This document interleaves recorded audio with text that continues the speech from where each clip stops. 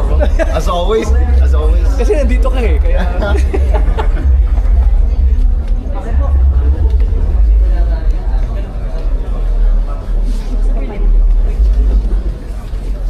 Si Jem. Here po. Si Nico. Congrats sa in advance. Opo. Pag-pray niyo po. Good time. Eto na nga. Nanood nga kami dito sa Philippine Arena. Simula at sa wakas. Sa wakas. Alam mo, nakaka-amaze. Nakaka-amaze sila. Hindi sa dami na, bukod sa madami silang fans. Ngayon ko lang na-realize, lahat pala talaga sila kumakanta. Lahat sila magaling kumanta. Tapos, na-amaze ako sa kanila kasi yung kahitikan ba nung show na lang pang mga lola mo dahil lahat ng mga ilaw sabay-sabay. Yung mga ganun-ganun chamber nila, sabay-sabay nag-iba. Kulay nagiging blue, nagiging dilaw, nagiging technicolor. Tapos, yung mga panay nila, nakakatuwa.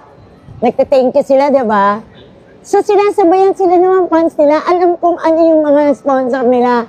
Kunyari, pag sinabi nilang, nauuwaw kami kasi inom kami. Sabay-sabay yung mga tao, Pepsi, ala, ang galing, nakakatuwa. Actually, nakakatuwa siya. Very entertaining, at saka, ang dami nilang fans.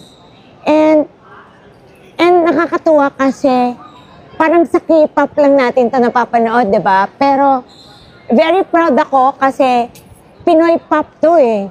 Parang, hello, Pinoy pop to. Akita mo yung Philippine Arena kung gaano kapuno for the second time, for the second day.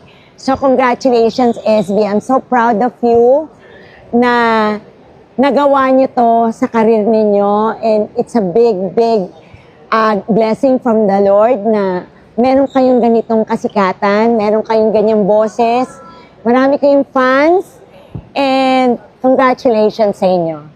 And nagbihis pa ako talaga ng Hello Kitty. Kahit may sipon ako, Day, tsaka ubo. Pero para mapanood ko kayo, and so amazing. And congratulations. Nakakatuwa kayo. And nakakatuwa